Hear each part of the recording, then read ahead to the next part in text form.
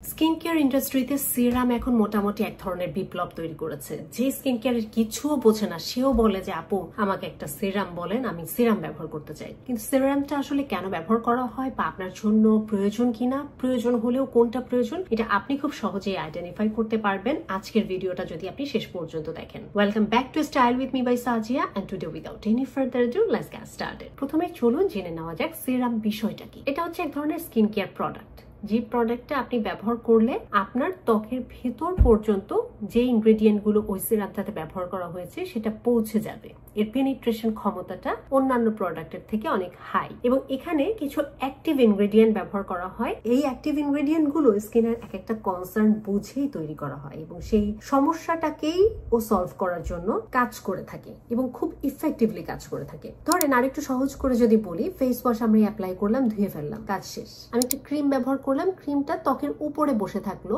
বাইরের কোনো ক্ষতিকারক কিছু থেকে হয়তো আমার স্কিনকে রক্ষা করতে পারবে বা ভিতর থেকে যেন পানিটা আমার ত্বক থেকে উড়ে না যায় সেটাকে রক্ষা করতে পারবে। ও কিন্তু একদম ভিতরে প্রবেশ করতে পারবে না, ওর মলিকিউলস গুলো বড়। সিরামটা হচ্ছে এত চমৎকার একটা জিনিস, এটা পানির মতো দেখতে তো বটেই এবং এটা কাজও করে পানির মতো। স্পঞ্জের ভিতর যেমন পানি ঢুকে যায়, আমাদের ত্বকের ভিতরেও সিরামটা খুব দ্রুত অ্যাবসর্ব হয়ে যায় এবং ভিতরের যে লেয়ারটা থাকে ওই লেয়ারটার উপর সুন্দর করে কাজ করতে পারে। এই জন্য প্রাপ্তবয়স্ক অর্থাৎ 18-র পরে প্রত্যেকটা মানুষেরই একটা সিরাম অন্তত স্কিন কেয়ার রুটিনে ব্যবহার করা উচিত। এখন এই হাজার হাজার হাজার রকমের সিরামের ভিতর থেকে আমি কিভাবে বুঝবো কোন সিরামের কাজ কি? আমি বেসিক কয়েকটা ইনগ্রেডিয়েন্ট বা কয়েকটা সিরামের নাম বলছি। এর কাজগুলো যদি আপনারা জানেন, আপনারা বুঝতে পারবেন আপনাদের জন্য আসলে কোন সিরামটা কেনা প্রয়োজন। প্রথমেই হচ্ছে সিরাম ব্যবহার করা হয় স্কিনের হাইড্রেশন রক্ষার জন্য। আপনার স্কিনটা খুব শুষ্ক হয়ে যখন যাবে তখন স্কিনে খুব সহজেই বয়সের ছাপটা চলে আসবে, রিঙ্কেলস, ফাইন লাইনস গুলো আসবে, চামড়া কুচকে যাবে। এই জিনিসটা যেন না হয়। ধরেন একটা ভেজা কাপড় আপনি নাড়লেন, ভেজা কাপড়টা ভেজা অবস্থায় কি কখনো কুচকায় থাকে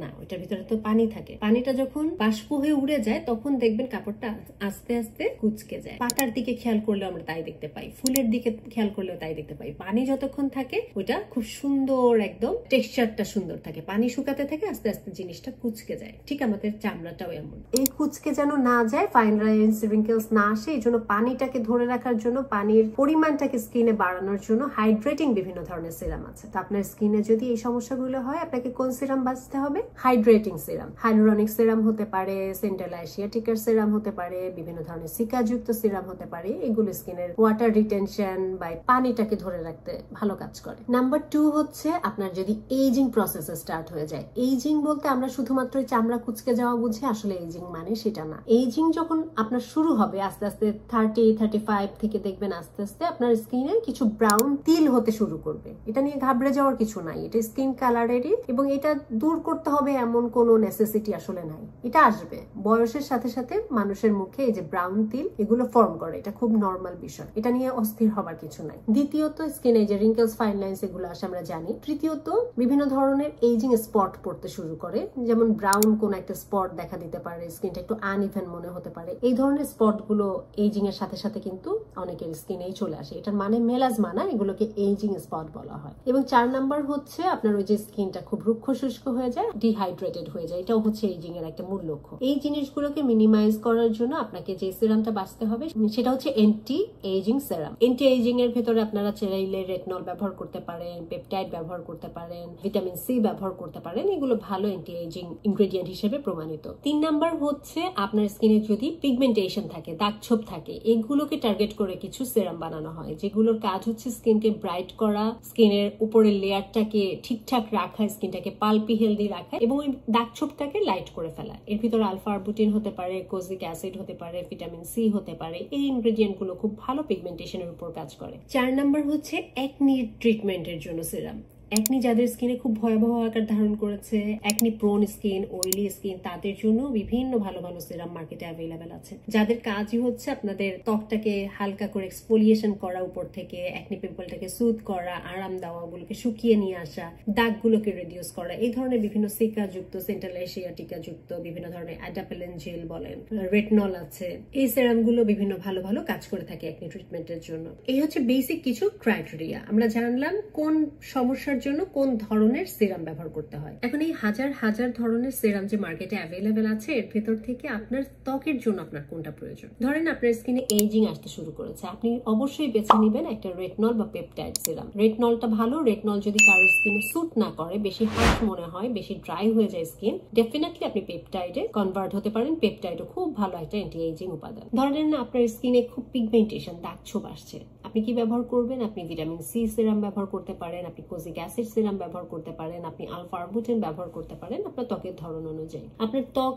ডিহাইড্রেটেড, ডেফিনেটলি হাইলোরানিক অ্যাসিড সিরাম ব্যবহার করবেন। আপনার স্কিন অ্যাকনি প্রোন, আপনি অবশ্যই অ্যাডাপেলিন জেল অথবা সিকা অথবা সেন্ট্রাল এশিয়াটিকা এই ধরনের সিরাম ব্যবহার করবেন। এখন কোন ব্র্যান্ডের সিরাম ব্যবহার করবেন, এটা আসলে হ্যাঁ নাতে বলে দেওয়ার মতো কিছু নাই। আপনি যে কোনো ভালো ব্র্যান্ডের সিরাম অ্যাপ্লাই করতে পারেন। সেক্ষেত্রে আপনাকে কিছু বিষয় লক্ষ্য রাখতে হবে। ব্র্যান্ডটা এস্টাবলিশ কিনা, মানে দেশে বিদেশে এই ব্র্যান্ড নিয়ে অনেক ধরনের রিভিউজ আছে কিনা, সঠিক তথ্য আছে কিনা, এই ব্র্যান্ডের ইনগ্রেডিয়েন্ট গুলো অ্যানালিসিস করা যায় কিনা, এই ব্র্যান্ড নিয়ে ডার্মাটোলজিস্টরা কি বলছেন, এটা ক্লিনিক্যালি টেস্টেড বা প্রুভেন কিনা, ডার্মাটোলজিস্ট রেকমেন্ডেড কিনা। মানে একটা ভালো ব্র্যান্ডের ভিটামিন সি ধরেন 1000 সিরাম মার্কেটে অ্যাভেলেবেল আছে, আপনার জন্য তো সব কেনার প্রয়োজন নাই। সেখান থেকে আপনার বেস্টটা পিক করতে হবে আপনার ত্বকের জন্য। তো এটা পিক করার জন্য ভালো ব্র্যান্ড সিলেকশনটা ইম্পর্টেন্ট। ব্র্যান্ড সিলেকশনের পরে আপনি দেখবেন আপনি বাংলাদেশে কোন জায়গা থেকে কিনছেন, ট্রাস্টেড কোনো পেজ বা সোর্স থেকে এটা কেনাটা খুবই জরুরি। ফেক প্রোডাক্টকে একদমই ব্যবহার করবেন না, স্কিনের 12টা বেজে যাবে। সিরাম আমরা চুজ করলাম, সিরাম আমরা কিনলাম, এখন এটা ব্যবহার বিধি তো জানতে হবে। কিছু কিছু সিরাম আছে যেগুলো আপনি মর্নিং এ ব্যবহার করতে পারেন, কিছু কিছু সিরাম আছে যেগুলো আপনি নাইটে ব্যবহার করতে পারেন। এবং সিরামের কাজ হচ্ছে আপনার স্কিনের বিভিন্ন যেটা বললাম এক একটা সমস্যা এক একজন সলভ করে থাকে। এখন আপনার স্কিনে ধরেন 2-3 রকমের সমস্যা একসাথে আছে, আপনার একনিও আছে, আপনার দাগও আছে, আপনার স্কিন ডিহাইড্রেটেড, আপনার স্কিনে এজিংও আসতে শুরু করেছে। তখন আপনি কি করবেন? তখন আপনি যেটা করবেন সেটা হচ্ছে আপনার স্কিন কেয়ার রুটিনটাকে কাস্টমাইজড করতে হবে। আপনি সকালে হয়তো কিছু সিরাম ব্যবহার করলেন, রাতে কিছু করলেন, সপ্তাহে 3 দিন একটা করলেন, 3 দিন আরেকটা করলেন। এইভাবে আপনাকে বিভিন্ন সিরাম বুঝে কিনতে হবে। আপনি একই সময় কিন্তু একাধিক 2-3 রকমের সিরাম অ্যাপ্লাই করাটা ঠিক না, কারণ অনেক ধরনের অ্যাক্টিভ ইনগ্রেডিয়েন্ট একসাথে ব্যবহার করলে কোনোটাই ঠিক মতো কাজ করতে পারে না। এখন আপনার এই 4 সমস্যার জন্য আপনি কি করবেন? আপনি দিনের বেলাতে ব্যবহার করতে পারেন নায়াসিনামাইড, যেটা পোরস এর উপরে কাজ করবে, একনির উপরে কাজ করবে। আপনি রাতের বেলাতে ব্যবহার করতে পারেন অ্যাডাপেলিন কোনো জেল। আপনি সপ্তাহে 2 দিন কোনো কেমিক্যাল এক্সফোলিয়েশন ব্যবহার করতে পারেন। মানে এটা বুঝে করতে হবে। এবং ব্যবহার বিধির ক্ষেত্রে যেটা দেখতে হবে, আপনি সবসময় পরিষ্কার মুখে সিরাম অ্যাপ্লাই করবেন। ফেস ওয়াশের পরে আপনি যদি টোনার চাইলে টোনার অ্যাপ্লাই করতে পারেন, না চাইলে ব্যবহার করার দরকার নাই। তারপরে চলে যাবেন আপনি সিরামে। সিরামটা আপনার হাতে নিয়ে ব্যবহার করবেন না, মুখে আবার ড্রপ একদম অ্যাটাচ করে ব্যবহার করবেন না। মুখ থেকে একটু দূরে ড্রপটা রেখে ফোঁটাগুলো ফেলবেন কপালে, 2 গালে এবং থুতনিতে। ফেলার পরে এই যে হাতের আঙুল, টিপ অফ ইয়োর ফিঙ্গার্স, এটা দিয়ে আস্তে করে ট্যাপ করে আপনি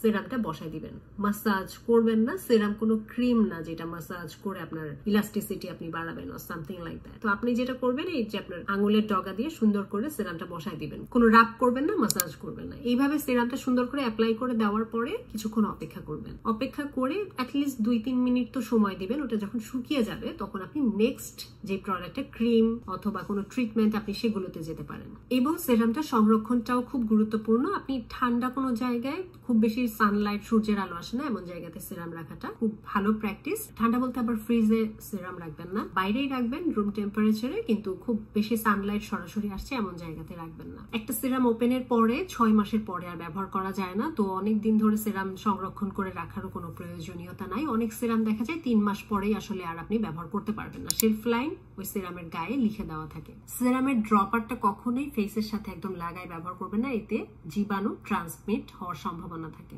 যেটা বললাম, অনেক ধরনের সিরাম একসাথে একই টাইমে অ্যাপ্লাই করবেন না, ডিফারেন্ট টাইমে অ্যাপ্লাই করতে পারেন। এবং কেনার আগে অবশ্যই অথেন্টিসিটিটা চেক করে তারপরে সিরাম কিনবেন। দিনের বেলাতে যখন আপনি সিরাম অ্যাপ্লাই করবেন, এরপর অবশ্যই একটা সানস্ক্রিন অ্যাপ্লাই করবেন। সিরামে কখনো SPF থাকে না, এটা সূর্যের আলোর ক্ষতিকারক রশ্মি থেকে কিন্তু আপনাকে রক্ষা করতে পারবে না। এবং লাস্টলি একটা কথা বলবো যে সিরাম হচ্ছে স্কিন কেয়ারের খুবই ভাইটাল গুরুত্বপূর্ণ একটা পার্ট।